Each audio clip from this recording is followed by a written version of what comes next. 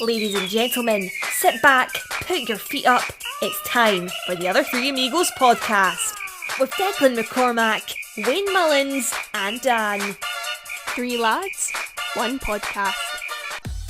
On this week's episode of the Other Three Amigos podcast, Eileen fears run-in with the Easter Bunny. Just how disappointed will Gach Wayne be with Tim Clancy's jacket? Insomnia curing football. We go to a very hefty mail sack. And Decky finds a new dogging spot, courtesy of Gareth, the roving reporter Barry. This one sounds kind of boring, but it's actually very good. But all this and more on this week's episode of the Other Three Amigos podcast. Welcome to TOTAP Season 4, Episode 15. Episode 191 in total. Your award-winning podcast. A reminder, we are on Patreon, patreon.com/TOTAP. Join us there for €5 a month. Or also, if you feel like it, you can give a tenner if you want to support the pod a little bit further. Be sure to retweet it. It's so important to help the pod grow. Even the odd like helps here and there. We're the proud sponsor of Jack Doherty's Boots. We're still at €80 raised for Marymount at the moment. Las Damas was released on Monday. They beat Bows 1-0. Great result for them. Eileen, was there much raw liver consumed in celebration? I really should have stated that can't be mentioned if I'm doing you a favour tonight. It was a great win. It's always brilliant to get a win in Dalymount, which we haven't done in a while, I'd say, on either side. In fact, we had a few very dark days there last year. It was a brilliant result and an outstanding performance as well. So that's 2 weeks on the trot now with really positive results, and we look like a different animal this season. So big credit to Danny Murphy and to all the players. And look, the next home game is Saturday week. We're home to DLR. And I promise every single listener, it's 25 times more enjoyable than watching the men at the moment. So please get out and support the women. Please. It's really enjoyable football. It is not like watching paint dry. It's really exciting. It's football. It's a lot purer. They care a lot more. And it's exciting attacking football. Get out and support the women's team. Thank you. I should have introduced you. Is this your first time back since Eileen ring everyone? Since the Santa Claus incident?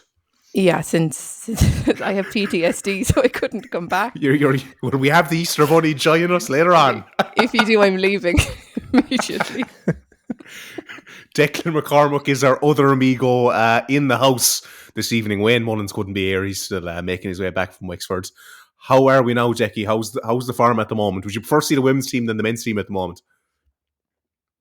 It's definitely getting that way, Dan, yeah. I would. If you said to me they're both kicking off at the same time, women's game is going to be more enjoyable at the moment anyway. So, yeah, that's where I would be heading, I would think. Just to see, a team attack with intent, look to play football at a high pace, a high tempo, have a clear understanding of what they're actually being asked to do on the pitch. God, that sounds really bitchy already, doesn't it? Sassy. Yeah. But look, if that's how you feel, that's your truth, Decky, that's your truth. Yeah, it is. That's my truth this week. Was there much Easter eggs consumed in the McCormack household? It's like a boring Keane Coleman question. What's your favourite Easter egg? My favourite Easter egg? Do you know what I discovered this year, right? And I discovered it through the small one. She got a Smarties Easter egg. And there's no box of Smarties or there's no packets of Smarties in the Easter eggs anymore. There was inside the center of the egg, there was like maybe 15 Smarties in the center of the egg. I was fit to have a conniption, I'll be honest with you. Like when I was her age and we used to get Easter eggs and there'd be 3 packets of Smarties or, 2 Milky Ways or, 7 Milky Bars or whatever it might be. Not little 10 or 15 of them stuffed in the center of the egg. I'm disgusted. We should get the Easter Bunny on. Ring him there and tell him, come on, because I want a word with him. This is scandalous, carry on. Scandalous. He's too busy giving out about the return scheme. yeah. This country went downhill once we started taking the old big mugs out of the Easter eggs. Eileen, what's your go-to Easter egg? Do you know what? Now this year I got the Cadbury's one that had the fruit and nut in the shell. Very, very good. Very nice. Very, very nice. Okay. I can't say I had to go more of a Kinder. I love the Kinder egg, the massive one. Oh For yeah, the my small €10 one got note. that. Yeah, they're nice. Savage. Well, enough chat about Easter eggs. There's no academy watch this week because they all had a break for Easter. So we're heading straight in to Call Me Watch. Call Me Watch with Ivan Draco on the other Three Amigos podcast.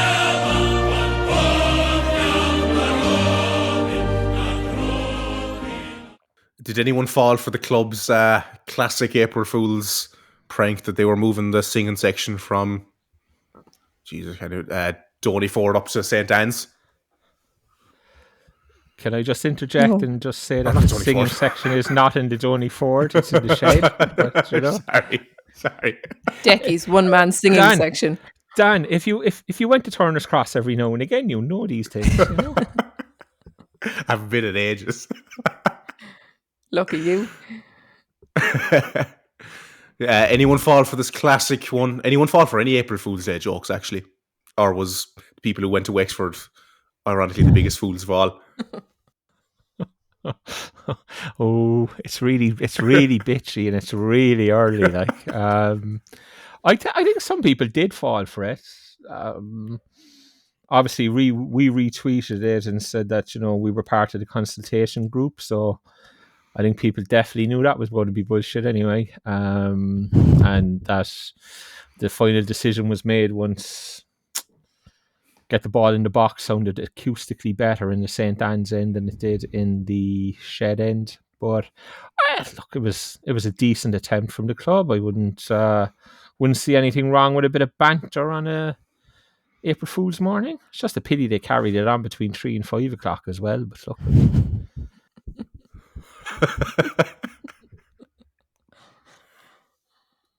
I mean, under this regime, it felt like an actual thing that might happen. In my mind, I was like, It wouldn't be the strangest thing that's happened, would it? But they're the best ones when there's an element of truth in it. it's a bit disappointing we have no Gach Wayne with us this week, because before the Wexford game for the press conference, well, maybe City and Adidas are doing some line of crestless jackets now, but there was no crest on Tim Clancy's jacket. Decky, I think Gach Wayne would have a conniption there. He would have a conniption, and I mean, Cork City should be glad he's not here to do a match report or talk about the match either, because he was down there watching it live and we were getting plenty in the WhatsApp group, and the man is not happy. He is not a happy camper. But he's gone. He's away up the country for a few days, so he's gone back to his holiday abode, but not happy. Yeah, look, I mean, the funny thing is it looks better with no crest than it does with a crest hanging off. And obviously they found him a new one because Tim had a fully crested top on him today. But, like, I don't know. I mean, it's just, obviously there's an issue. The club obviously know there's an issue. It kind of comes back to have enough self-respect for the club to not send the manager out in a crestless jacket when the whole world is watching his jacket, because the whole place is talking about whether the crest will be on, hanging off the jacket or not. So when there's no crest, it's going to get picked up on. I mean, it took me 5 seconds and I screenshotted a section of the video from the press conference and put it into the WhatsApp group going, well, they've gone crestless with Tim's top this week. Like, you know, it's just... Do you reckon they did it on purpose that we talk about it? Like, Jesus, it nearly seemed the way. Like, no, I don't think so. I think it's there's an element of, I don't want to say not caring, but I think there's an element of not caring so much as like, I don't want to say there's an element of not caring. I know, yeah, but you know what I mean. Like, it's just like we don't care. Like, leave the fans say what they want to say. We don't give a shit. Like, you know, we'll block them. You know, I mean, yeah, I don't know what to say. I think it just looks really bad, really poor from the club, really, really poor. But it was back Eileen, today. It was back today, and I will say now, it was a different jacket. Oh, was it? I thought maybe they got an expert at putting the crests on. Maybe that I thought it looked like it might stay in place. Maybe they'd consulted with the professional in the matter, and I said that crest looks like it might stay on. Maybe they consulted the kit man. I think he might know. But it looks. Do you know what, lads? When you sent it to me, and two other people said it to me who are not particularly big City fans. And like the crest it's important. It's so important. It's so important to us as fans, and it's about 100%. Like, and it means so much to people. And it's a bit of a two fingers to the fans. And I'm surprised they let it happen. I know, like, whether it was on purpose or not, like it shouldn't be happening. Like, because I said it means an awful lot to an awful lot of people, and that's just not good enough. And think what you want of the supporters at times, and think we talk through our holes about stuff or whatever it is, but like, as Declan said, that's our identity, and that means something to a lot of people. So just have a bit of respect for it. Like, Eileen, will you be joining us when we take on the club in our foot golf competition out in Kinsale? Yeah, but who are you dropping for me? I could be maybe your H2O distributor. Well, did we email the club officially about this, Declan McCormack? We didn't actually. I have to say, I didn't. But look, I will this week. I promise. I will officially issue the challenge this week. I mean, you know, the club are a serious outfit. It's a professional football club. It's kind of hard to send in an email that basically says, if you don't accept the challenge, we're going to call you chickens for 6 to 10 months. You know? It's like this. Like, I mean, it's a tough email to press send on, lads. I'm not gonna lie.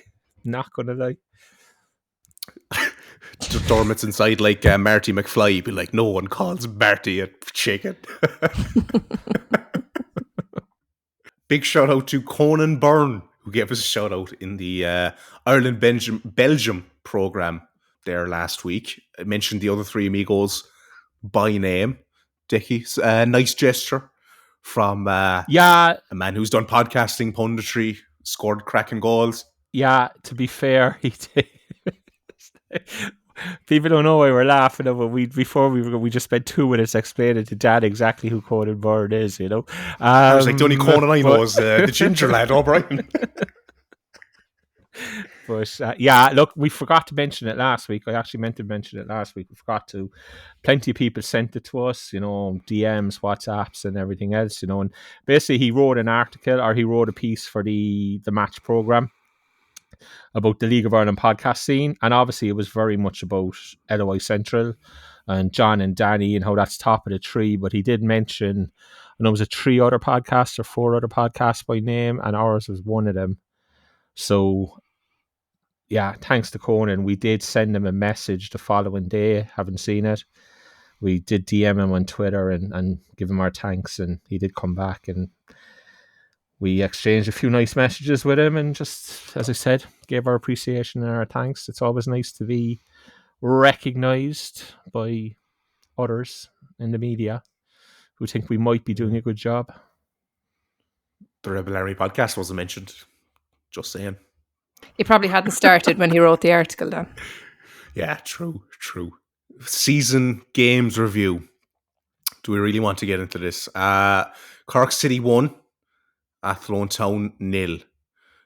We're going to get into it. Look, just an absolute bore fest from start to finish, this one. Eileen, I'm going to you first here. What did you think of this one? We won. So that was good. And that was kind of it, really, wasn't it? Yeah, look, it's a really tough watch, and you don't want to be, like, people probably think we're mad, like, because, as I said, you're top of the league, you haven't lost a game and stuff like that, but it's just really hard, really difficult to sit and pay in to watch these games at the moment. I think we don't offer a whole pile. I thought Josh Fitzpatrick did quite well, kind of a more natural winger. When we were getting him on the ball, he just wanted to get the ball into the box, like Wayne Mullins 101, so like that was positive. I thought, like, for a club like who've probably struggled with a keeper for so long, like that save Brad Wade makes late on, and like he hasn't had much to do for the whole game, like to be that alert, to be still concentrating, like every other keeper we've had probably over the last year and a half is probably asleep or sitting down on the ground at this point. But look, it's hard to kind of say too much about it, really. In the club, yeah, they're gone in already. It's hard to say too much about it because there was really that little happening, wasn't there? Great goal. I think Charlie Lyons, and it was a great corner, great delivery from Jack, great header. I think Charlie Lyons has been really good. He's been one of our best players this season. He looks solid out at the back, but lads, there's not much to say about it, like, because it's terrible, like, and as soon as results start going poorly, like, there's not going to be a crowd there, and like the only reason we're all still going is because we love this football club. Like, it's like an addiction, like, do you know what I mean? It's not pleasant, like, but people love this football club, so you're going to support it regardless of the tripe that has been dished up on the pitch. And like, I'm going to ask Declan a question, because last season Declan used to always say there was a feeling in this club that we were too good to go down. Is there a feeling in this club that we are too good not to go up? And we just are all assuming that we're going to go up.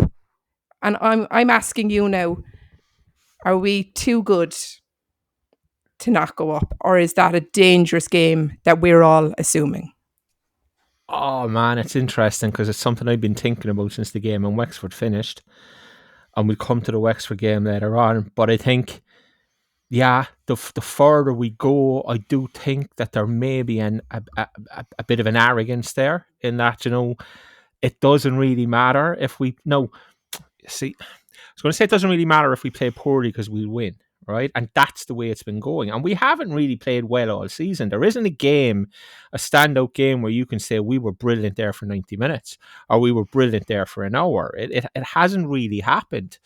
But we've won games, and like, everybody knows the division is absolutely cack. Like, it is cack. And I have gone from a position where I thought we were a good team in a poor division, and that's why we would win the league easily. I'm now looking at it and thinking, we're the least shit team in a very shit division, and that's why we will win the league, you know? And it's like, Eileen talks about Friday night, like, let's call a spade. Like, we were a disgrace on Friday night. I mean, it was just so mundane. It was so non-pulsed. I've mentioned the word tempo a few times, and it's another massive issue today, especially in the second half. There's no tempo to our play. There's no pace. We don't do anything with speed. The ball goes out to Harry Nevin. He knocks it back to Cian Coleman, who knocks it across the back to Charlie Lyons, who maybe knocks it out to Cian or out to John O'Donovan on the other side. It comes back in. Maybe Greg Bolger then comes deep and picks it up, and either Lyons, Bolger or Cian Coleman eventually knocks it 40 yards, hoping that somebody's going to get a flick on it or win it or do something with it. And it's just... it lacks tempo. It lacks a purpose. Well, it lacked a purpose on Friday night. I think there was more purpose in the first half today in what we were trying to do.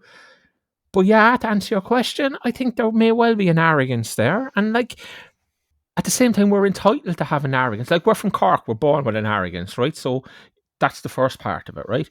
But then, like, we're entitled to have an arrogance because we're the only full-time pro team in a poor league. But you have to earn the right to play football. You have to earn the right to win matches and do those things. And we've probably got away with it. We got away with it against UCD to a massive degree. We didn't really get away with it against Athlone because they just produced absolutely nothing. But that game was 0-0 all over it. We were never scoring until Charlie Lyons has excellent movement from an excellent corner from Jack Doherty. We score from the set piece and we win the game 1-0. If that game finishes 0-0 and we draw 1-1 in Wexford today, the noise from the fan base is twice as loud as it is tonight. And there's still a lot of people pissed off about the two performances. Friday night was really poor. And let's not kid ourselves. The two full backs were an absolute disgrace last Friday night. I mean, there was no attacking intent out of them. As I said, it was just roll the ball back into the centre of the pitch, roll it back into the two centre backs, leave somebody else take responsibility. Jack Doherty was very poor last Friday night. And fans got what we had wanted. We got Nathan Wood back in as the centre forward, and we got Jack Doherty as a 10. He was poor. Like, there's no point in saying, oh, just because we sponsor him, we're not going to say when he's poor or whatnot. Of course we are. He was poor, but poor games happen, right? If the Athlone game on Friday night was a standalone game, you'd be kind of going, all right, look, it's just a bad 90 minutes, etc., etc. But then you get Wexford today. and you've had UCD already, and you've had Finn Harps away where we get an absolutely ridiculous penalty to give us a draw up there, and you're just like there's a malaise there, or there's something there that's just not what it should be. And I was wondering as well, like, has Tim Clancy, and I remember mentioning this in pre-season, Cork City is the biggest football club that Tim Clancy's will have managed. St. Pat's doesn't come near Cork City in terms of size and what it means to the people of a city and everything else. And I wonder, like, Tim is quite entitled tonight to feel like, look, we've played 8 games, we've won 6 of them, we've drawn 2, we've only conceded 2 goals. What's the issue here? What is the problem? I mean, we're going to win the league. I still believe that. I still believe the club believes it. The players, the management believe it. So Tim is kind of entitled to think, what's the issue, lads? What's the actual problem? What's the expectation? I am fulfilling the expectation of this club by winning games of football, being top of the league, only conceding 2 goals in 8 games. And I think it's, I can understand that fully, but there's an element of, well, the expectation is that as the only pro team, we're just going to steamroll some teams. And we're not. And Tim said, I had to go about the pre-season performances and the pre-season results. And we made a lot about not scoring in pre-season. And Tim, to be fair to him, continually came with the line, my teams have always scored goals, and this team will score lots of goals. And it's not. It's not like. And on average, after today's games, on averages, goals per game, we're third bottom of the league. Cobh Ramblers have scored in every game they've played. We play them next Friday night. Will we keep them out? Who knows? But if they score like they have done in every game already, we have to get 2 to win the game. Is anybody here laying any money on us getting 2 goals in the game these days? I'm not, certainly not. So, like as I said, Friday night was a real worry for me because we played Jack as a 10 off Nathan Wood, and it made absolutely no difference. Wood was taken off at half-time. Well, what was the reason, do you think, Jack didn't start today against Wexford? Oh, I thought he was injured. Yeah. Yeah, he's injured, definitely. Yeah. He got a bad rake down the back of his Achilles, I'd say, on Friday night, yeah. Uma up top. Definitely. He scored today. Is that an option for us going forward? But then we're relying on a 16-year-old. We should have mentioned this. It was a 16 years old, 14 days, youngest ever, the now youngest ever scorer on the men's team. Yeah, that was a kick because the club tweeted it about 3 minutes before we were ready to go with our tweet. So we had to step down then because they were after getting there first. But there'll be other battles. We'll win the next one. There'll be no problem. Yeah, look, no, I don't think Jaden plays from the left. He plays from wide. I don't think he's really, again, you're not turning him into a back to goal striker. But his goal today was very good. He got himself into the box. Good ball in by Bagsy, whips it in. Jaden finishes it well, and it's a good goal. Just come back to Friday night. Nathan Wood, when he played up top, actually showed that he's not really a centre forward by trade. He didn't move the centre backs around. He didn't make the runs you want a number 9 moving. And when Cian Murphy came on second half, I thought Cian Murphy did a lot more of that. And that's why we created we created more chances. We had more shots in the second half. So it all comes back to the pre-season decision not to bring in a 9, and that's where I think all our problems come from. But we can't fix it now we can't bring somebody in until the summer window. So the coaching staff have to come up with a way of fixing the issue. But I do think it still all comes from that 9 area, because as I said, Nathan Wood didn't move their centre backs around. He didn't cause them any problems. He's not making runs down the side. He's not backing it. It's not his game. Cian Murphy did more of that when he came on, but then Cian today in Wexford was like, didn't really have any impact in the game. He was in our MVP vote simply because no one was good. Scotty Scotty was at the game, and Scotty said he was one of the only players who was actually working hard in the second half, and that's why Scotty, Eileen, I think with Cian though, like he's always good. That's just a given with him. That's a prereq. Like he does that. He works his bollocks off every single game. But like, yeah, look, you could even see he had a chance on Friday night, like, and it's that poor first touch. Like he's probably not the option, but at the moment, maybe he's the best option there because, yeah, we don't have anything else unless maybe Dan. How are you fixed to go up top? I'll go on top any day. Look, Jesus, Dan. Do you wonder what's going on in training? Because if you're watching these matches the last few times, there's such a malaise between the players, and it probably goes back to what you said or asked Decky. Just, do you reckon there's such complacency there now within the squad itself, and that rot that we thought we were going to get rid of completely last year maybe is slightly still there? I just love to know what's going on in training full stop, like, because I still don't know. I don't know what, like, Tim Clancy as a manager, like how he wants his team to play. I don't know that. Do you know what I mean? And that's as Declan said there, like he came in and he said, like, no, my teams play football and my teams score goals, and well, this team of yours certainly doesn't. Like, do you know what I mean? I don't think he's been able to establish his identity and his philosophy on this team. Like, well, that's the way it looks like to me, because I'd love to see what they're doing in training, because it's presumably all defensive, because we are very, very good defensively, to be fair. And look, ultimately, if you keep the amount of clean sheets we're keeping and we continue to do that, we are going to win the league, and we will win it comfortably, because good defense is going to win you a league. But like, I don't know, do they do any attacking in training? Like, we don't really look like we do we? Like, we genuinely look like a team that, like, maybe on a Friday do a small bit of phase of play going forward, like, but it's something has to be worked on a bit more. But like, as you said, like, and Declan said it there, we don't know who our focal point of our attack is, because it was Jack for a few weeks that wasn't working out. It was Nathan Wood the first game, and I thought that went well. That's the thing. Like, he did quite well up there against Kerry, and he did everything that he didn't do on Friday night. And obviously he was pulled early on Friday night, but like, I don't want to totally write him off there, because I think even, like, probably, I know you're saying we haven't played well all this season, and we haven't really, but that first half against Kerry probably was our best half of the season. And like, that was with him up there, and he was being just a proper shithouse, like a proper old school kind of striker, just creating a bit of havoc, making those two centre halves. They didn't have a clue what was going on.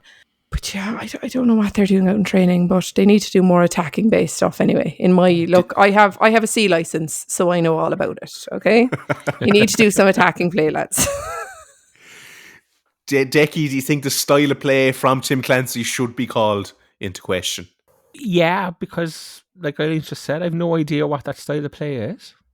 I said here now, I don't. I mean, we're not a get it wide, get it in the box team, although we were first half today. To be fair, Bagsy gave us that, but generally up to this point today, we play Cahill wide and we play Nathan wide. Neither of those two guys on each wing are beat the full back, get to the byline and get across in the box type players, and that's why Treaty were so happy to leave us go wide. Tim said after the Athlone game, teams are packing the box against us and they're willing to give us the wide areas and defend crosses in the box. And I was listening to his press conference going, oh, geez, I think that's everything I said last week on the pod, not being smart. But, so teams have recognised where to allow us to play. And but answering your question, I don't know what the style of play is. Like, Greg sits in the middle of the park. Friday night, he ended up dropping between the centre backs a lot. And then he was just thumping a 40-yard ball, hoping Nathan Wood was going to get a flick on it or what. Like, there's no passing through the lines. So Greg was getting frustrated. He reckoned Jack wasn't coming short for him, and he wanted Jack to come short. And Jack was doing a bit of throwing the hands in the air stuff. And, and you can see there's frustrations in there. And, like, it's grand to say give these things time. But when the Cobh game finishes Friday night, we're a quarter of the way through the season already. So how much time do you give things? And this, look, I don't want people to get this wrong. Tim Clancy's doing a good job. We are top of the league. As I said, defensively, we're solid. There's nobody in any way calling Tim Clancy into question or his job or any of that. Like, that's not where this is going. And it's a fright to God that we have to absolutely clarify everything we say so that we don't upset people at the club when we say it, right? But that's a story for another day, right? But just to be clear, I'm not calling Tim Clancy's ability to do the job into question in any way, shape or form. But I don't know what the style of play it is, Dan, that you're referring to. I'll be honest with you. As I said, Friday night, the ball continually went out. Like, we were doing the split centre halves from the kick out. Eileen would have done that on our C course, I reckon. And it was played to Cian Coleman, who gave it to Harry Nevin. And I don't think Harry Nevin once played the ball down the line. I don't think it once went into the centre of midfield. Every single time it went back to Cian Coleman. And every single time Cian Coleman went to Charlie Lyons. And Athlone didn't press us. They stood off us and said, right, lads, you have it there and play 15 passes across the back. And we'll allow Greg Bulger to drop in then between the two centre-backs and take it. And then we'll allow him to get frustrated because Jack Doherty isn't dropping short for him, or because neither the full-back is shown for him, or because none of the lads are coming off the wing and trying to pick up a central position where there might be a bit of space to allow him to play it into. And eventually we will allow him knock it 40 yards and we'll win the header and we'll do it all again in 2 minutes' time.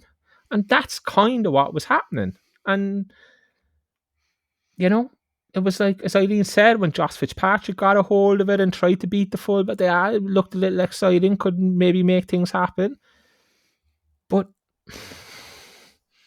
I don't know, like, it was just... Eileen, yeah. We're the only full-time, like, we should come back to this, the only full-time football club in this division. Like Decky said everything he said there, we're not calling Tim's job into question, but at the moment you'd have to say it's still not good enough. And we are winning the league, but it's only by a point. And we're the only full-time club in it, it's a bit shit. Yeah, look, it is. It's really poor to watch. I think essentially Tim Clancy has come in and he has realised that once we're defensively sound and we're not conceding goals, we're going to win the league. And he's correct. So therefore, as Declan said, he is doing his job and no one is questioning that. Not at all. As said, we're questioning from a fan's point of view, paying in, week out to watch these games. That is tough. Like, and do you know, like, say historically with League of Ireland, you're building a fan base, you'll bring your buddy, like, and you're saying, look, it's a great night, like this, the product on the pitch is really, really good. If you brought someone into that on Friday night, they'd probably try to have you sectioned for thinking that's enjoyable. Like, it's do you know when people say the League of Ireland is shit, that's what they're referring to. That's the type of football they're referring to. 100%. That's why I went to Tala Friday night instead. Well, that was because you're a Judas, like, but look, Good Friday and all that, I suppose. But like myself and Declan did Last Damas last night, like, and it was a joy because we had been able to watch 5 really good, exciting games at the weekend, and we were slagging because we were saying off the back of Friday night. And then when I logged in here tonight, I was like, back to the same, Declan. It's just depressing, like, do you know what I mean? As I said, we are going to win the league. I do think we'll win the league, but like, just it has to be better. Like, it has to be a bit more positive. And like, on Friday night, the Shed End, like, they did not stop singing. Like, I stand next to the singing section. They did not stop. Down in Wexford today, they did not stop once. Like, they're giving, the players should be feeding off that energy. Like, and they're not, like, whatever about styles of play, the players have to be better as well. Like, energy levels, commitment has to be better. I'll question all of that, like, because those are non-negotiables from a Cork City player in my mind. You have to always work hard. You have to always just leave everything out there. And especially in the second half in Wexford today, like, we did not see that. Like, you cannot have players for Cork City Football Club sauntering around the pitch. It's just not good enough, and that's not acceptable at all. Decky? Yeah, you just talk about bringing people to games and whatnot. Like, there's 4 or 5 of us who would meet in the Donny Ford every home game. You know, we generally don't communicate much or talk to each other between games, but you just know the lads are going to be there, you know, in the spot at the game. Last Friday night, I think it was the first time in about 5 years I was at a game on my own. There was none of them showed, you know? And it was really weird. And as the game went on, I was thinking, well, lads, wherever you are, whatever you're doing, you made the right choice, like, because it was just, it was horrific, like, it was genuinely horrific. And, like, I don't understand how it's not being put to Tim more forcefully and how it's not being put in press conferences and everything else, that what we're watching is absolute shite. Like, you know, there was the stuff when the pitches got better, we were going to get better. the night in Treaty was the best pitch we played on. Tim said that himself. Turner's Cross was much better last Friday night. Ferry Carrig was not great today, but it wasn't soft underfoot. Do you know what I mean? It could be played on. So we've had the 3 best pitches we probably had, and probably the 3 worst performances. You know, so it's just. And I saw a Bray Wanderers fan quote tweeted one of my quotes, and I had this paint. I should have watched the paint dry. I painted the kitchen on Friday, and people seemed to pick up on it a little bit. It was Born Key and Coleman asked me something. I was like, look, I painted the kitchen today. I should have stayed at home and watched the paint dry. Would have been better than watching this, you know. And I think it was that quote, that tweet that a Bray Wanderers fan quoted, and he was kind of laughing, going, Jesus, look, these boys think they have it tough. They should be us watching Bray Wanderers, you know? And I get that too. We're top of the league. Like, there is the argument of what's the problem here? We're Cork City Football Club, though. Yes, exactly. We're not Bray Wanderers. They're Exactly, third from bottom or fourth from bottom, whatever it is, of the Irish League of First Division. We're not. We're not Bray Wanderers. We're not Kerry. We're not Treaty. We're not Finn Harps. We're f***ing Cork City. And this is what I started saying 20 minutes ago. I wonder, is Tim Clancy now figuring that out? That he came in, he thought Pats was a big club. He may not have had any idea of how big this club is and what the level of expectation is around the club. And that's something that managers have to learn as well. And, you know, it could be that it kind of maybe taken Tim a little bit by surprise. And that, as I said, I think he would be justified to feel hard done by, being criticised when you're top of the league, unbeaten, only 2 goals conceded all season. Like, I mean, that sounds really, really good. And yet he's getting buckets and buckets of criticism. I think he will naturally feel that's unfair. To a large degree, I would agree with him. Yeah. But as I said, this is f***ing Cork City. And what we're watching on the pitch is not good enough for Cork City Football Club. And it's not good enough for Cork City fans. And that's the bottom line. But here's the thing. There's people around this club long enough. There's players around this club long enough. There's coaching staff around this club long enough who know that. They know that. So why hasn't anybody gone to Tim Clancy and said, look, Tim, this is Cork City now. Just, we put you right here now without upsetting you or anything else, like. But this fans aren't going to stand for this crap, like, you know. And as Eileen said, asked me 20 minutes ago, maybe there is just an underlying touch of arrogance, should we say, around the place that says, look, it doesn't matter, we'll win the league. And that's all that matters. And to be fair, again, I spoke to somebody leaving Turner's Cross on Saturday night, a decorated coach in the league. And the first words out of his mouth were, Deck. Was it me? No, Eileen, not you. Not Eileen, no, it was somebody else. The first words out of his mouth were, Deck, forget about performance. It's only, all that matters is winning and points. And that's it. And he was like, I don't want to hear about your performance. I don't want to hear about your gripes with the performance. We won. That's all that matters. So maybe within football and within coaching circles, the result is all that matters. And all this noise that's starting to happen around performance, and look, we'll be blamed for it again, so I don't care at this stage. I will be the noisemaker. This is my truth, having watched what I watched on Friday night. Maybe it is just noise, and the football fraternity and the coaching staff and everything else will be saying to the players, forget about it. Leave it off. Don't listen to it. All that matters is results. And the results have been good, so that's fine. We just crack on. But you can see that the players don't believe that sentiment because they're getting frustrated with each other. I mean, you could see Jack now visibly getting frustrated with everything that's going on. They must know it's dire as well. You do. Like, I mean, we've all played in teams or we've all played in games that you know you're not playing well. You know the team's not playing well. You know it's not working, whatever you're trying to do. Not at this level, obviously, but well, Eileen would have played at a similar level, but I never got next door near it. But you do know that, you know, it's not going your way. And it's about what happens the next game or how do you correct it. But we've played 8 games. We haven't been, as I said, we haven't been good in any of them, in my opinion. So why would we think that we will be any better in the next 8? That's my question. Eileen, With your C license now, how would you sort this shit out?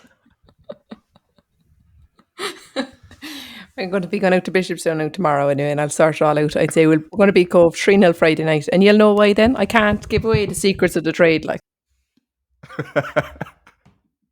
Right, we'll go to our TOTAP MVP for the Athlone one first. Look, lads, it wasn't pretty, but the MVP must be done. And Shirley Lyons won the vote, 42%. Wade in second with 30%. I mean, just for the save alone. Bulger with 19%.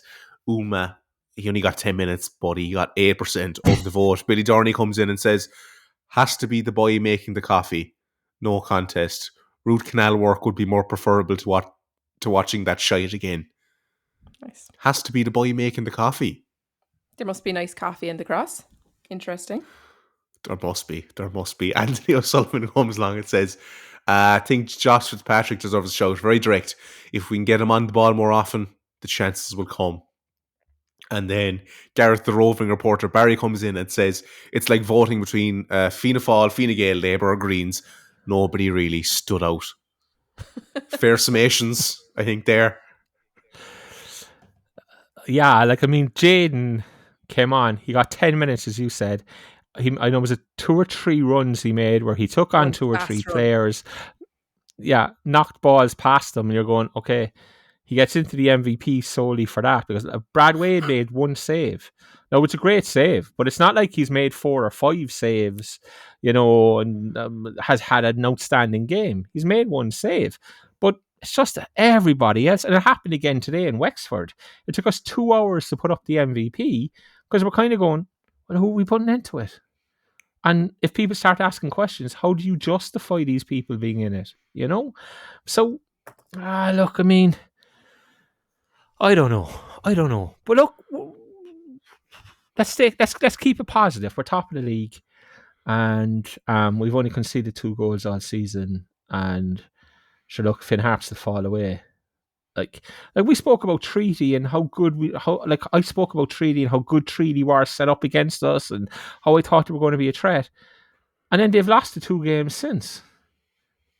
And you're just going like, Decky, like, what are you talking about? Like, you know, looking back, like what were you talking about? And like, they're all shite. Like, there's just no getting away from it. Like, Finn Harps will lose to Kerry, or they'll concede 3 to Athlone some night or something, and we'll be going like, this is the thing, they're all shite. The probability is just that we're the least shite of the whole lot, and that's why we win the league. But then that causes its own issues next year, but I don't even want to think about that now, because that's 9 months away yet. Not that it's really important, but just for the crack of it, do you think that invincibility thing, Cork City going invincible in the first division, do you think that's completely gone now? No, I don't. Not at all, to be honest with you, because we don't lose games. Like, I was thinking this as well. We're very solid. Yeah. We were so bad in that second half in Wexford today. If another League of our First Division club went to Wexford today, were 1 up at half time, went out and played like that in the second half, they'd have lost 3-1. Without doubt. There's no other team in the division who would have got a point in Wexford today playing as poorly second half as we did. And that's the difference. We don't lose games. So, like, the invincible thing, we're a quarter of the way through, as I said, after Cobh on Friday night. It will pick up speed if we get through the first half of the season unbeaten. Then I think it will start to get spoken about. It won't get spoken about for ages yet, but because, as Eileen said, we don't concede goals, we won't lose games. And when you don't lose games, it's always a possibility then. Your MVP for the Wexford game, Jaden Uma, wins with 57% of the vote. Bargery with 19%, Cian Murphy with 12%, and Harry Nevin with 10%. Gareth, the roving reporter, Barry, formerly Gareth, the dogger Barry, comes in and says, my alarm because I fell asleep. Yawn fest. Jesus died for our sins. Who is dying for this shite? Ben O'Donovan comes in and says, Cian Murphy, laughy face. Cian Murphy, I mean, if he tried, I mean, that just warranted him the place, because Wayne said he was the only lad trying, and that's how we got into it. It was a low bar. Look, it was a low bar to get into the selection today. We have to admit that. It was a low bar, and he tried and he ran his bollocks off as usual. So he got in there and he deserved to get in there. But the bar was low. Right, and we're going to go now to our 2-word answer from the Athlone game. Much like Jesus, that game put us to sleep, and won't see us rise again till Monday. Throw us your 2-word answer there if you're awake. Irish Football Blog comes in and says, still unbeaten. Kyle Williams says, Brad effing Wade. Dan Casey says, Christ Almighty. Showmore replies, Dan Casey also has to hit. Brad Wade, Dara Hogan. Duncan Noonan says, 1 conceded. Anthony O'Sullivan says, Invincible City. Fiona C says, November yet, ? Eileen says, Bonnet poo. Care to explain that one, Eileen? Wayne had to have a poo, and I said, if you don't go to the toilet, you're going to have to go on someone's bonnet, and it just would be mess. So there you go. Just trying to get him to go to the toilet because he was telling me so much about it. Boring Keane Coleman comes in and says, proper crucifixion. Leaside Boy says, pain trying. Declan McCormick says, tough sledging. Billy Darnley says, poor piss. Wayne says, no Nove. Anthony Falvey says, long season. Garrett, the roving reporter, Barry says, Peyton dry. Lennox Pizza says, job done. Jack Kelleher says, snooze fest. David Crowley says, insomnia cured. Roy O'Sullivan says, Lions tea. Cork M says, no Jack. And Patrick Byrne, gif of a man waking up clapping. Michael Delaney, Brad Wade, LOI Observer, backwards passing. Magpie, long night. Lickno Pina, unprofessional team. Tony Daly, 3 points. David Nagel, fundamentally disappointed. The Donny Ford Ultra Mega Sergeant Platoon says going up. Droopy says 3 points. Rob Peldari, hopefully the resurrection doesn't go well. Come on, Wexford. Tony says Last Supper. Mike McCarthy, CCFC, Wade's World. Philly, that's a good one. Philly Crowley says lacking creativity. Ian Crowley says true demotions. Scott CCFC says Brad Wade. Richie Hadlow, touching cloth. Joe Langford, Jesus wept. Colin, Christ Almighty. Ian Draper, Bargary back. Stephen hard watching. Ben O'Donovan, snooze fest. Probably Fergus, not 4-2. Thomas, Brad save. Jesus Christ, we saw among these lads. Daniel Turner says one shot. Sean says Super Wade. Vertus Joe says snooze fest. The Arsenal rap, first division. Liam Roach says dead inside. Vincent McCarthy says f***ing terrible. All right, we finished the Athlone Town ones. Now let's move on to the Wexford ones. Anything you want to pick up on there while I'm trying to awkwardly open up the Wexford ones? Fundamentally disappointed is my 10 out of 10. That fundamentally disappointed phrase that I used last week, which I use a lot in life, I just go, that was fundamentally disappointing, seems to have been picked up by people as well. So I think we're going to hear more of that. It's going to be a new meme. Can you just, before you start the Wexford ones, can I make one last point in the Wexford game today? And it really annoyed me. We're the only full-time team in the division. We train full-time. We recover. We will have a recovery session tomorrow. Most of the Wexford lads are in work. They won't get a recovery session. They'll have to do what they can themselves, go for a walk at lunchtime to try and stretch their legs or whatever it might be. How, in God's name, do we come out second half and Wexford run all over us? I mean, we weren't at the races. And at half-time, I thought, right, we're 1 up. This is the second game in 3 days.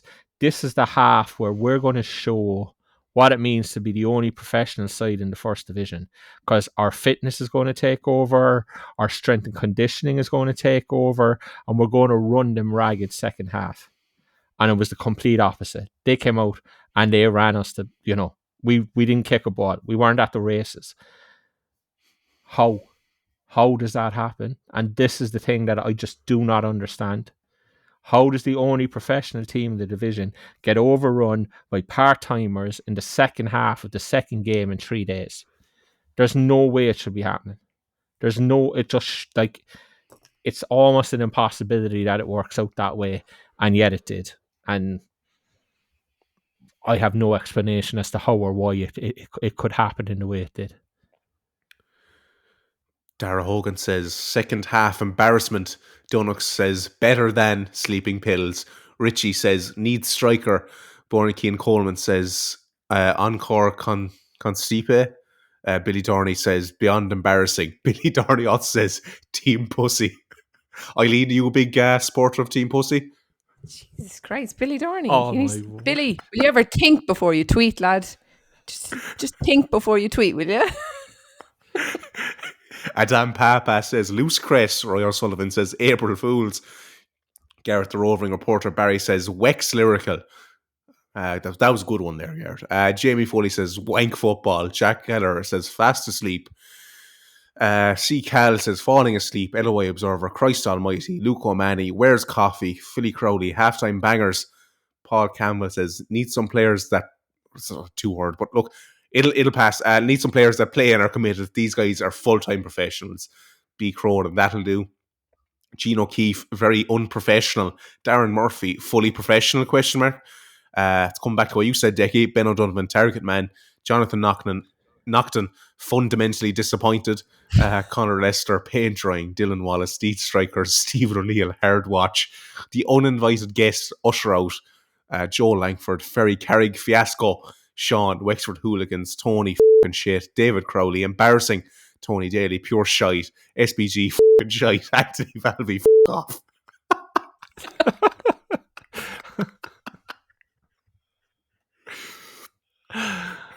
Oh, there's a Anything team there you would like to team pick up on? developing.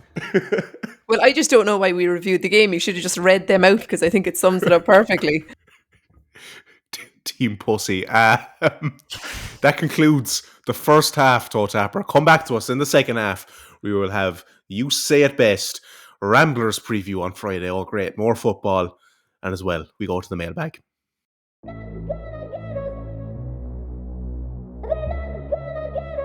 Hey, toe tapper. As you know, everything is increasing in price.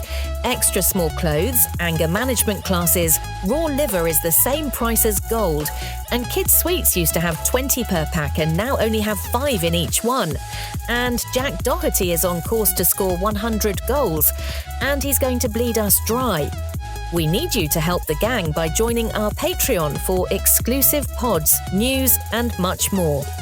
For a £5 a month, you can ensure that Wayne doesn't smash up his laptop, that Dan has really small clothes, Eileen is satisfied, and Declan gets lots and lots of jellies. Head to patreon.com/TOTAP to support the cause.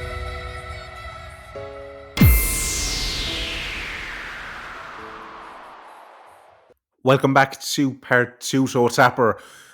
Well, we now kind of come to You Say It Best.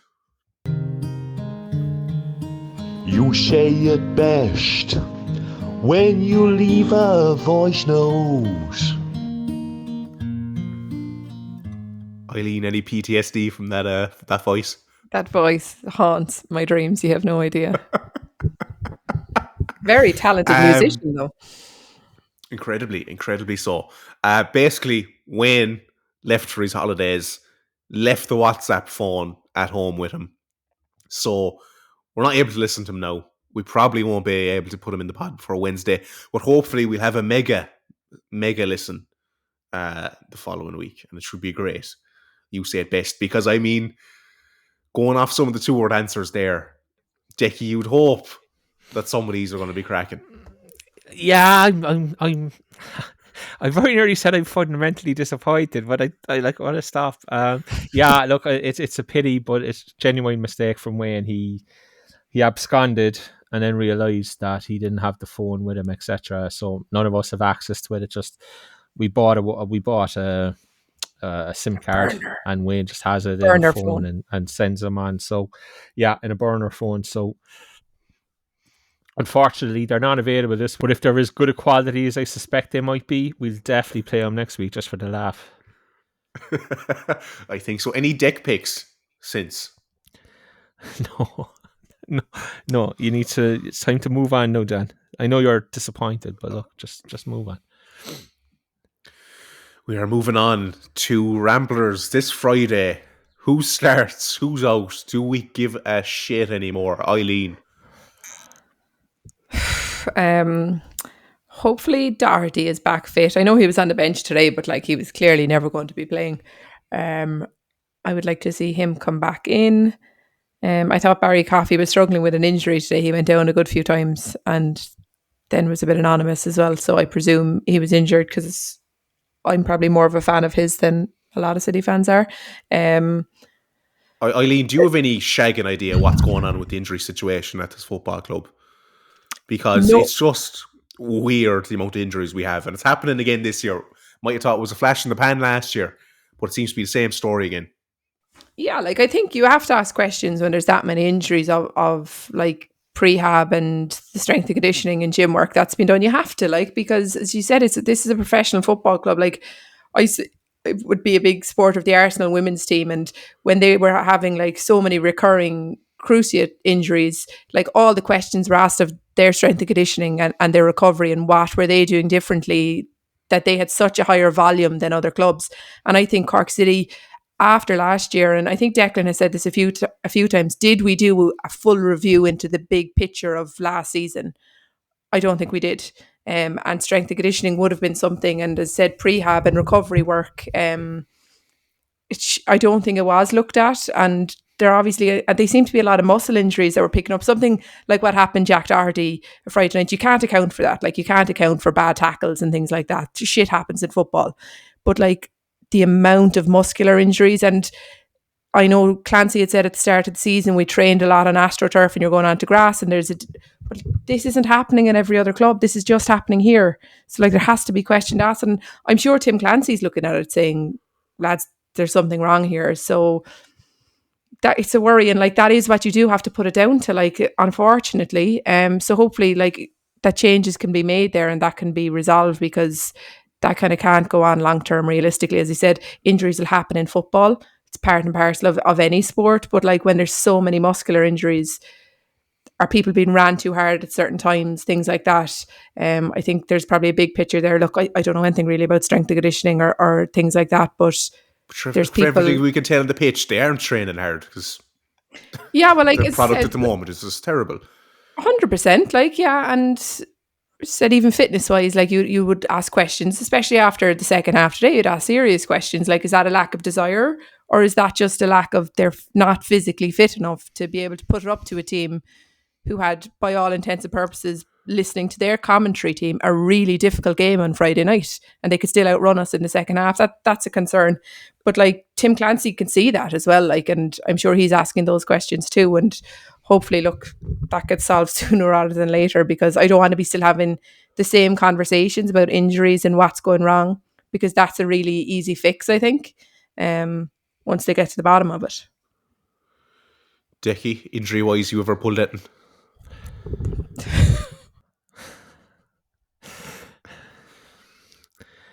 I had a repetitive strain injury there just shortly after Christmas, Dan, you might remember.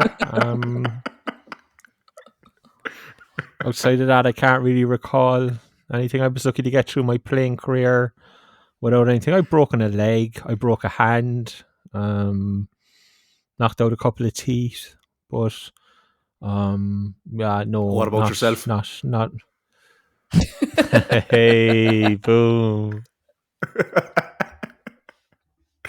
Who starts? Who's out, Decky, this coming Friday?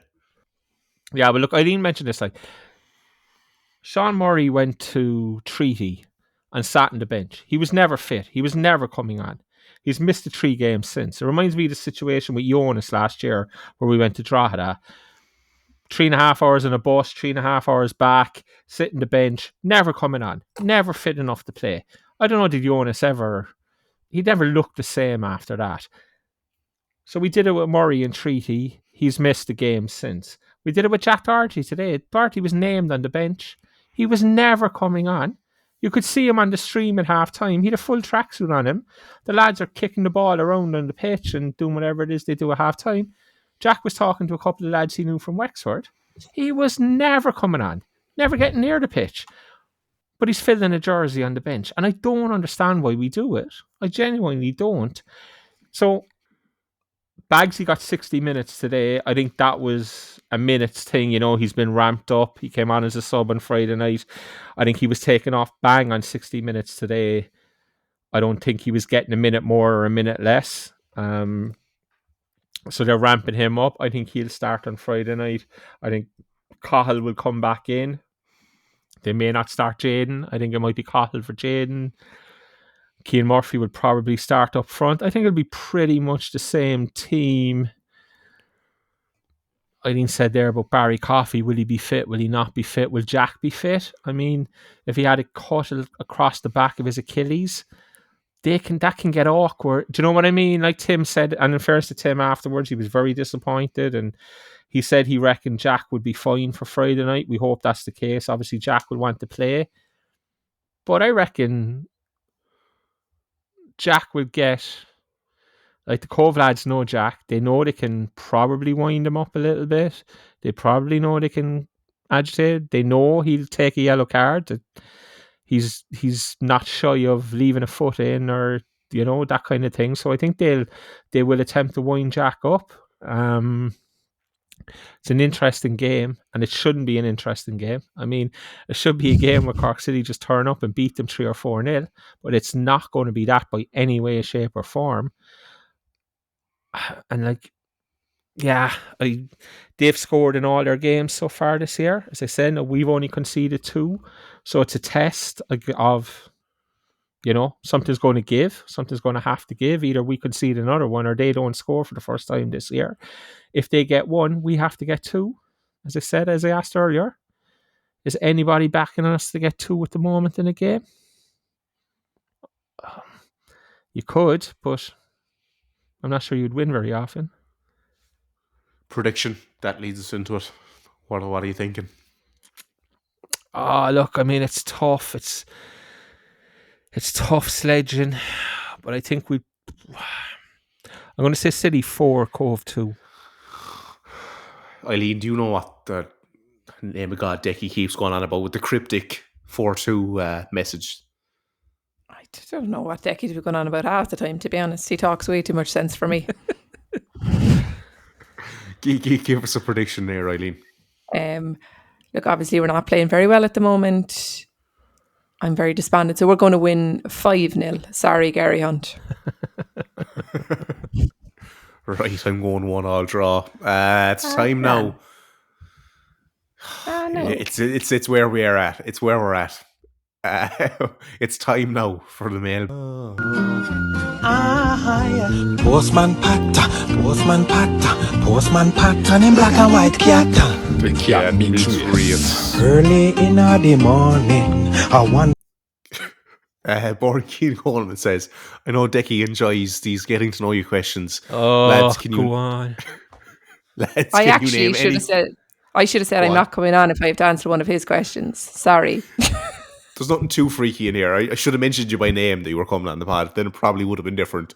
Lads, can you name any piece of clothing outside of sportswear at any age that you really, really enjoyed wearing to the point you missed it when it was time to let go, and a clothing purchase on reflection you regret?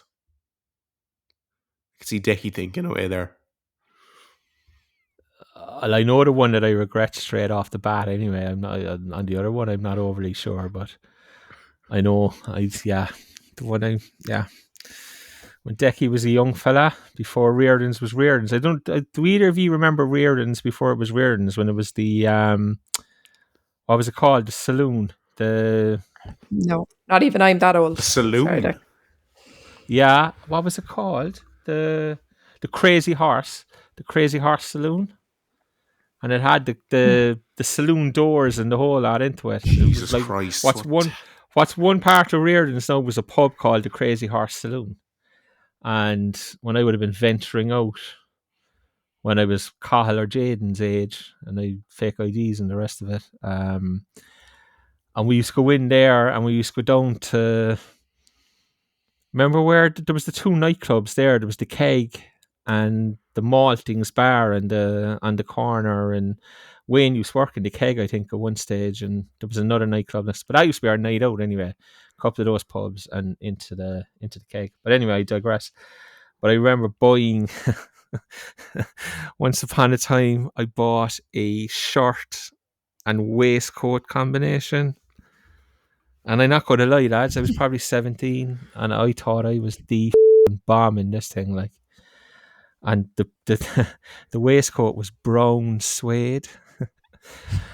And Any pictures? yeah, I No, I don't think so. Not at this stage. But I'll never forget it till the day I die.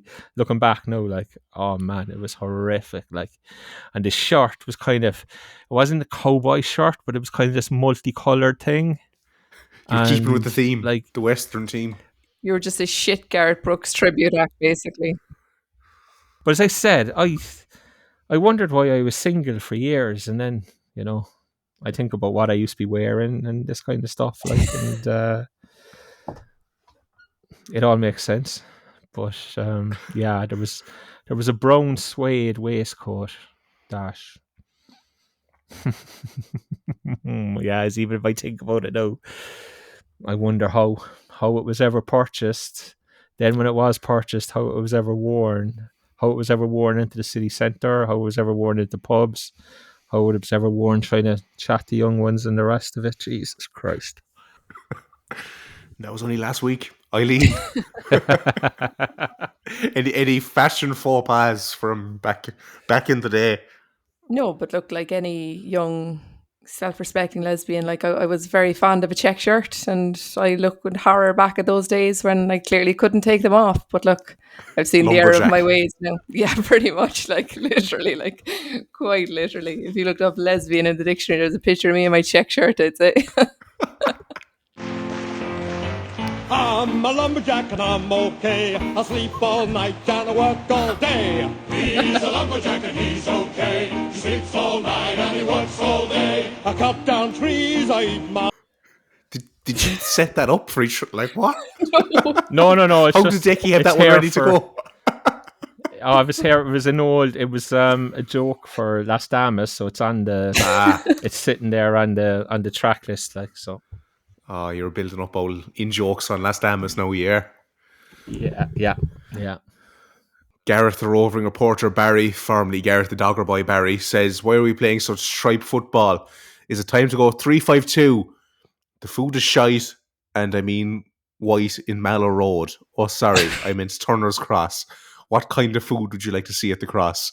I'd like to see pizza slices and nachos. Eileen? Are you asking me about the food? I don't really know what I'm going here. Is it time to go 3-5-2 first of all? What's the question? I honestly don't care what formation we play once it's slightly entertaining. I don't care. Just make it entertaining a little bit. Even not even massively, just a small bit entertaining. Dickie, do you have any idea what? The food is shite, and I mean white in the Mallow Road. Don't know. Maybe there's a misspelling or something in what he's saying, or an autocorrect. Maybe he meant to say shite twice. Yeah, or but I don't. Maybe he's on about that dogging spot on the Mallow Road again. He could be. He obviously seems to have fair knowledge of there, doesn't he? Yeah, he loves it. Yeah. Why doesn't he? Where's the other one down by Parky Queeve? Like, why doesn't he ever go down there? Like, just jazz it up for yourself, Gareth. Come on. Broaden your horizons. Move on from the Mallow Road and go into the city. Eileen, pizza can I ask slices Eileen and a nachos. question? Go on. Just like how I know where the dogging site in the Mallow. I know where the dogging site in the Mallow Road is because I lived in Grenagh and everybody knew what it was and where it was. I did not know the second one was down there, Parky Queeve. Can I just inquire as to how you're so off fade with all these areas? Ah, geez, the dog in the street knows about that. And Wayne was telling me there last week that he went down there, so he was just saying it was much better. Dickie doesn't know about it because he refuses to go to the Brina Market, so that's the only reason he doesn't know. He's a man of strong morals. I also refuse to go to Parky Queeve. That's another story. Dickie, food-wise, what would you like to see in Turner's Cross? I haven't had food in Turner's Cross in maybe 14 or 15 years. So genuinely, I don't care. What was the last thing you had that made you be like, F this, I'm not having any more? I couldn't tell you. I genuinely don't know. I just always either eat before a match or after a match, but never during a game. I see plenty of people bringing food back to seats and whatnot. Lots of people seem to eat there and get chips and whatnot. Not for me. So, But look, if Garrett, the dogger or the roving reporter or whatever he is this week, wants nachos and pizza slices, that's good enough for me. It's good enough for Garrett. It's good enough for me. If the club are listening, lads, if you could arrange pizza slices and nachos for Garrett the dog or Barry, he'd be very much thankful to you all. Eileen, you signing the petition for raw liver stand in Turner's Cross? No, I leave that off now. I'd just like to get behind Decky's plea there for pizza and nachos for Gareth, do you know?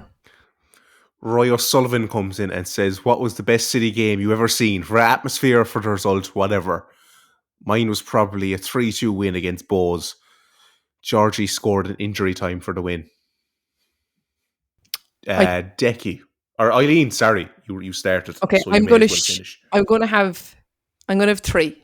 Okay, one is just a moment. Okay, one is really going to show my age. Okay, because I'm going to say it was 97 or 98 around Christmas time, 4-4 draw with Shelburne. You probably weren't born, but you probably remember that, Decky, do you? The 4-4 draw? Yeah. And do you know the best thing about that game?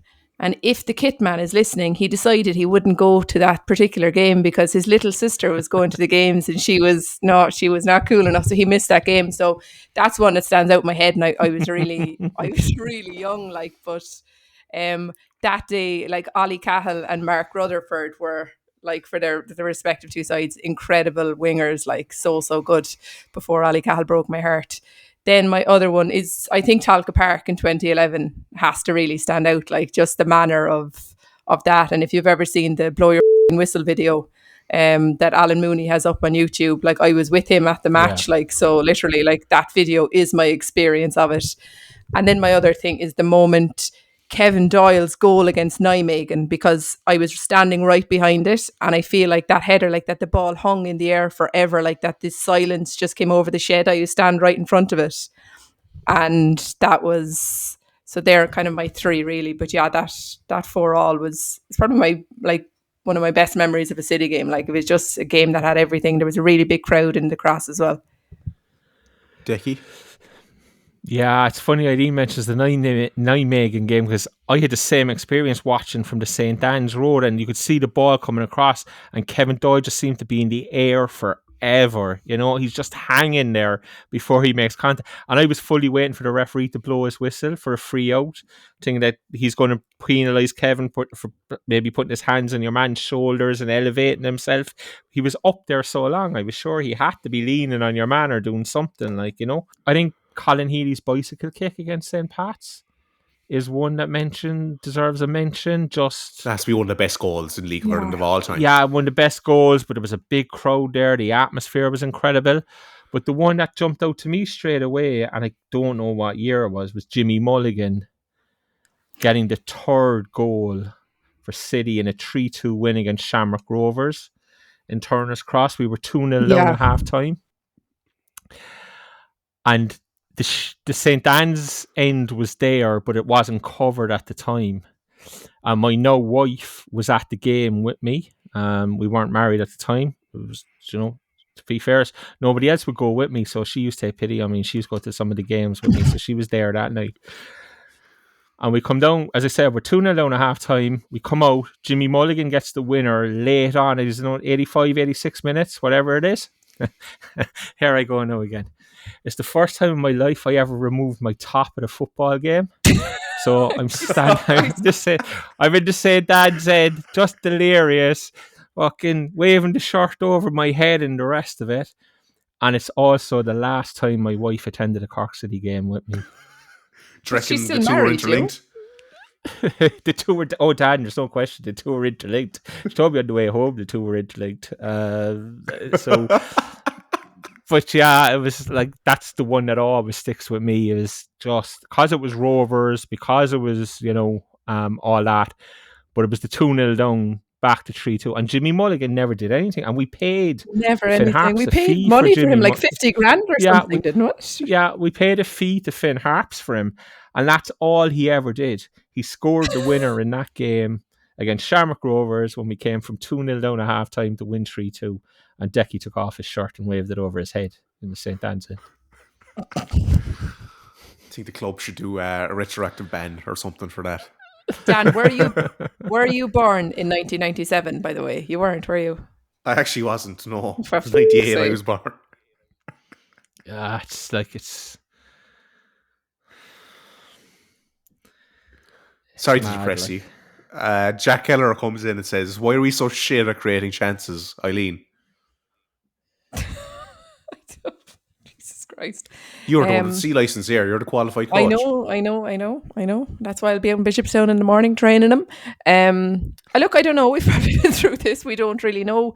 I think the lack of a natural striker, number 9. Look, I know we keep saying sign a number 9, but like number 9s are quite rare in football now, aren't they? Because no one wants to be like a old school striker, but like we certainly need somebody with that instinct in and around the box, like say that Keats had at times.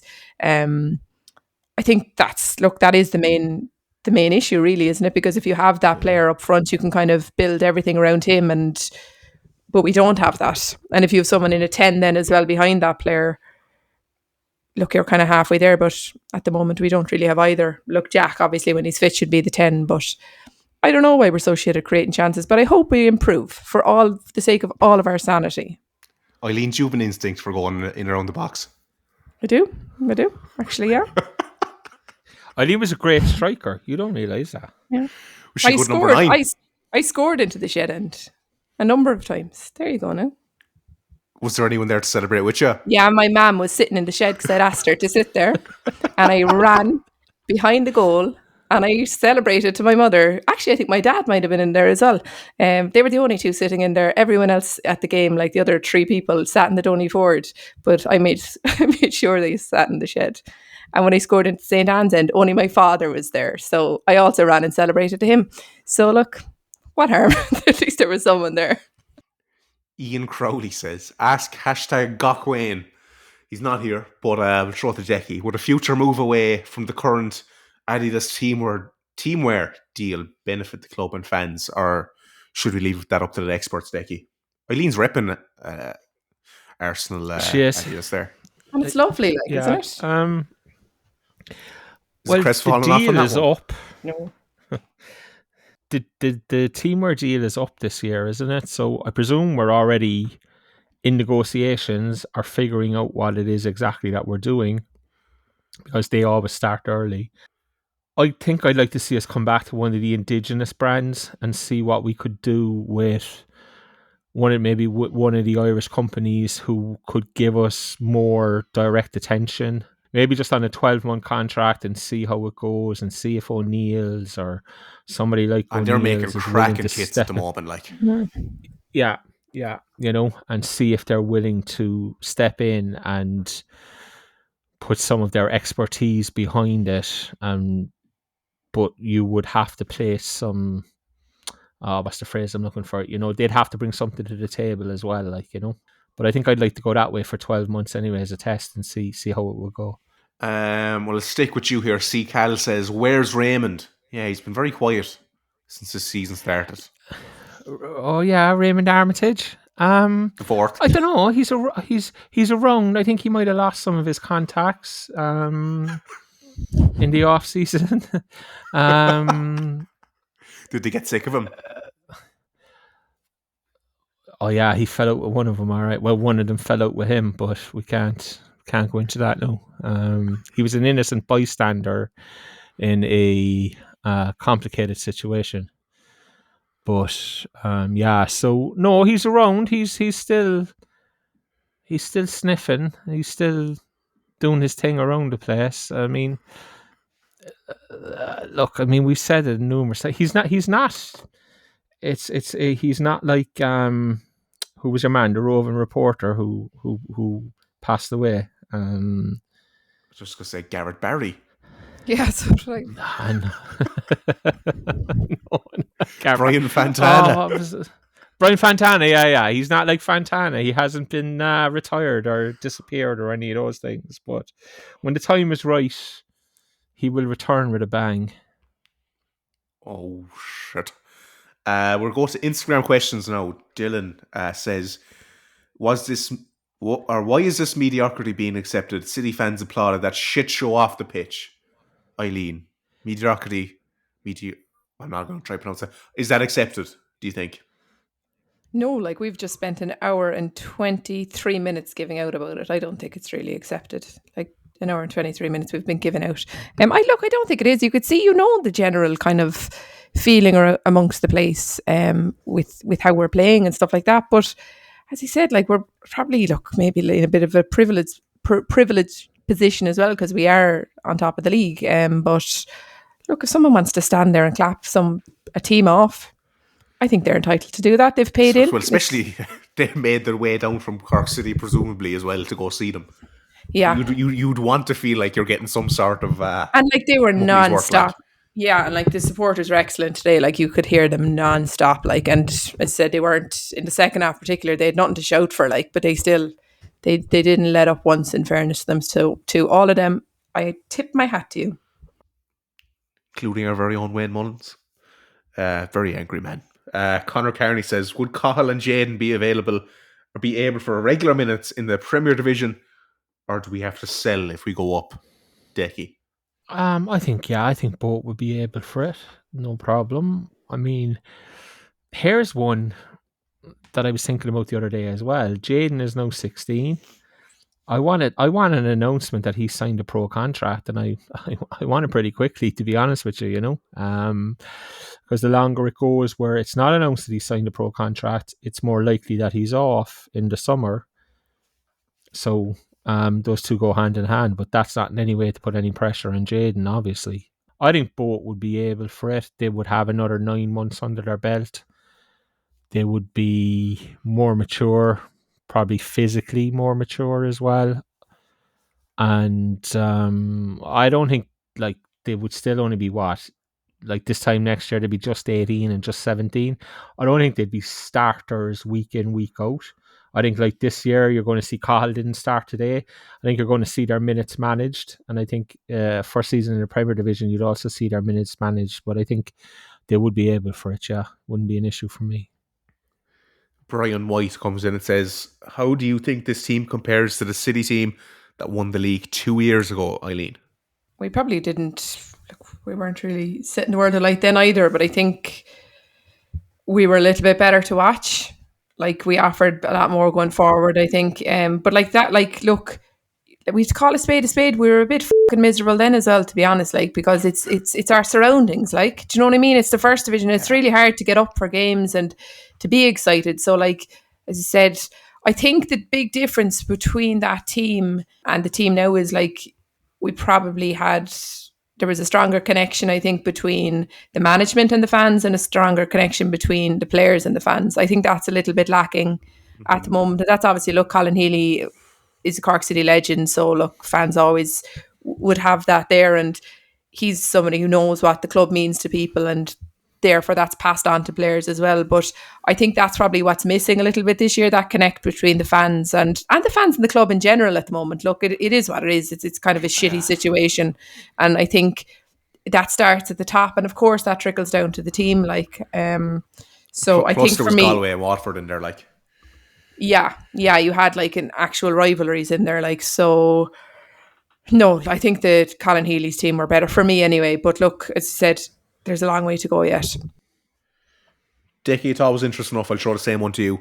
How do you think it compares? Yeah, I think Colin Healy's team is a better team than this one at the moment. By the end of this season, that might have changed. Obviously this team is going to mature as the season goes on, etc. But I do think Colin's team was better than this team is at the moment anyway. Luke O'Mahony, I'll stick with you here, says, can it be pinpointed exactly where it is going wrong up front? A bar number 9 on paper, it doesn't make sense. Or is it you just ultimately think it comes down to the number 9? I think like there's excuse me. I think, yeah, as I said, a lot of it comes down to the 9, whether they're working across the line, whether they're making the runs that you want them to make and things like that. But when Jack played in the 10 on Friday night, and when he played as a 9 away to Treaty, the same thing happened both times. The opposition stopped the ball going into his feet, and it just looked like we didn't have another game plan, and I think we're lacking a little bit in the middle of the park in terms of physicality, one thing, but another thing is, and I spoke about this on Saturday about Shamrock Rovers women, it's just an ability to play on the front foot. And you want players in midfield who, when they pick up the ball, like Greg is a 6, is going back to the centre backs against Athlone, and he's basically splitting the 2 centre backs, and he's playing as another centre back. To me, what I want to see from my 6, or he's distributing the ball from a position that is between the 2 centre backs.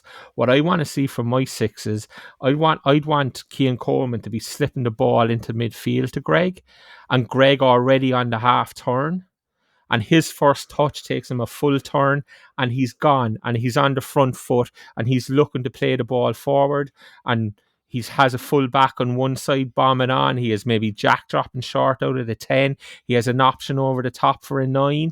There's none of that happening. We don't have many options for the player on the ball. And I think like that's stuff that can be worked on, and it's stuff that can be figured out. But just said, we're a quarter of the way through the season now, and it hasn't been. I mean, if you go back to the start of the season, we used to speak about it, about Harry Nevin bombing on up the right, or if Harry stayed, John O'Donovan or Matt Kiernan bombing on the other side. We haven't seen bombing full backs. We haven't seen any of them in the last 3 or 4 games go bombing on. The last time I can remember Harry Nevin being really high and bombing on is Finn Harps away. I can't recall a situation there where he was regularly gone, when. That's why I think the question earlier about me, is it time to move to a 3-5-2? I wouldn't mind giving it a shot and allowing those wing backs to get forward and have 2 up top and just try something different and see if it makes a difference. As I said, I think we've been really, really poor in the full back positions the last 3 or 4 games, and I think they need to look at maybe doing something different. And maybe that something different is bringing in Brookwell, go to 3 centre backs, and just try something. I mean, even if you try to Friday night, I don't think Cobh would be expecting us to go 3-5-2, so you could catch them straight from the off with a change of formation and something they're not expecting, But I don't think we'll do that. But as I said, I think we lack options for the person on the ball, and I think that's a big issue. Jay Foley says, is Clancy the actual man to stabilise us? I'm seriously concerned about this next season, about this season and next already. Eileen? It was kind of alluded to earlier anyway. Yeah, like we're top of the league, like. So, like, it's early days. Give him time. We're top of the league. His job is to get us promoted.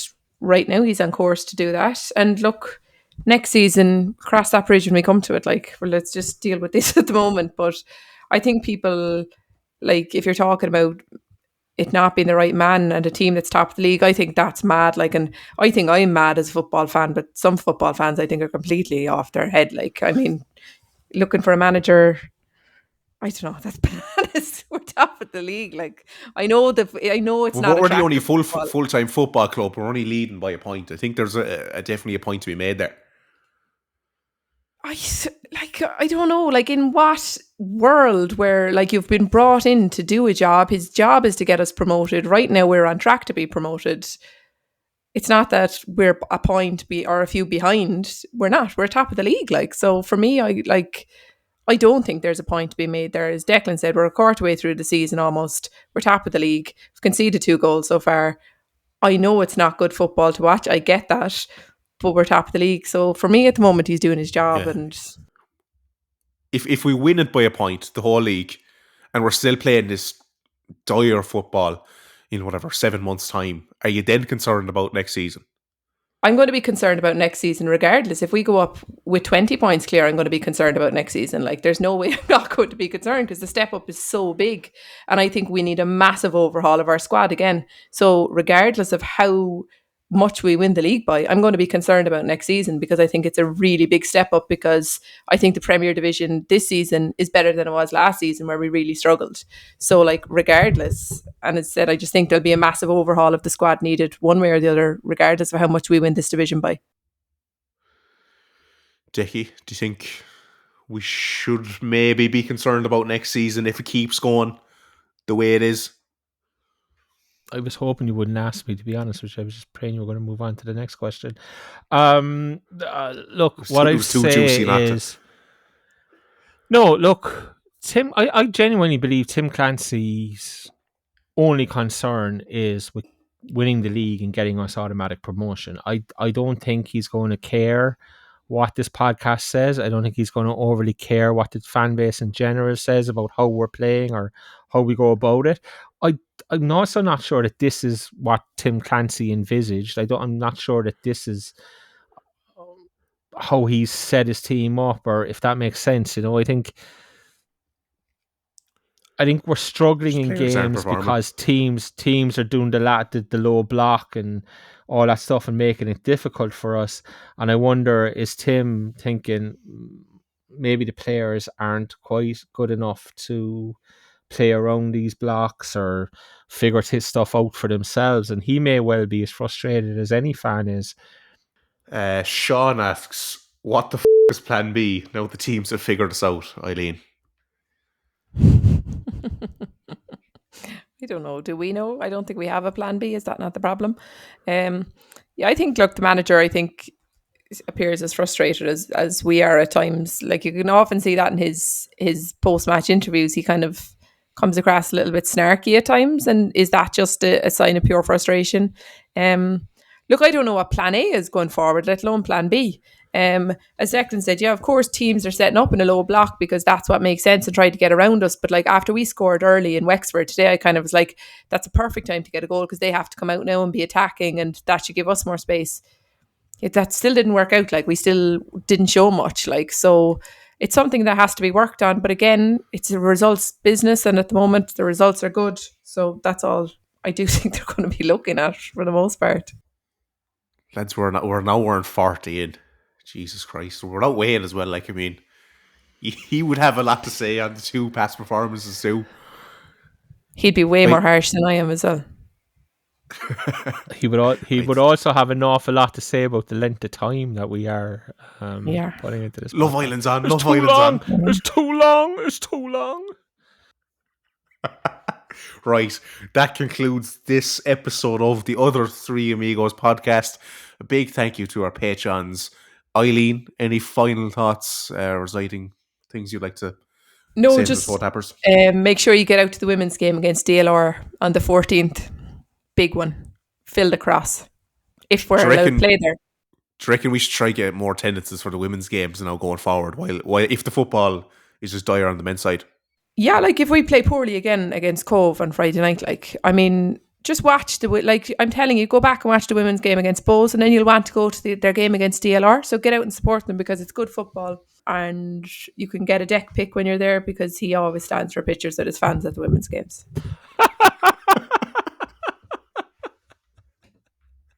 Oh my word, you're so... Declan, deck picks at the women's matches.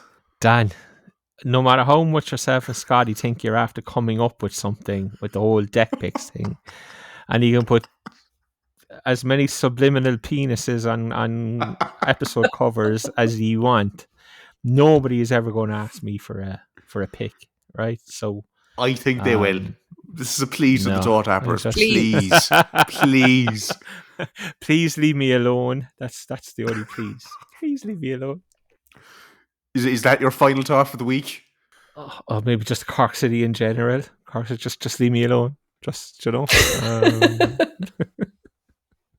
Stop ruining my Cork City life. certainly leaving Tim Clancy's jacket alone anyway. Yeah, look, it is what it is. We're top of the league, though. You have to say it. We're top of the league. 2 goals conceded all season. That's going to be the message from the club. Oh, but can you really picture the Shed chanting, "We are top of the league," playing football like that? They're saying, chanting, "Don't you know, pump it up." Again. Champions again, yeah. We're not champions. You're not champions when you're in the first division. You win the first division. Champions win the Premier Division, in my opinion. Okay. I think, lads, there's only one thing left to do, and that's adios. Adios. Adios.